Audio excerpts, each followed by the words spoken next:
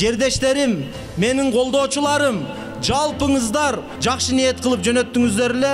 Кудайга шүгүр, бүгүнкү күндө ушул сиздердин алыңыздарга жүзүм жарык абалда, мактанган абалда, сыймыктанган абалда келип отурганым мен үчүн чоң сыймык. Мамлекетибизде азыр жаңы терминдер пайда болду. Профицит деген сөз пайда болду. Триллион деген сөз пайда болду. Илгери биз бул цифраларды кинолордон көрөт элек. Бүгүнкү күндө мамлекетибиздин капчыгы калыңдап, кандай гана маселе болбосун бардыгын жасап жатат.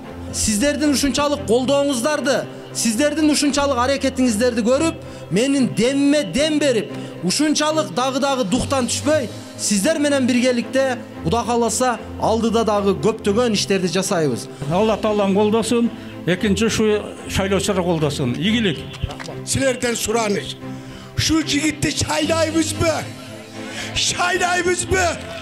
Şaylayбыз Кудай кааласа.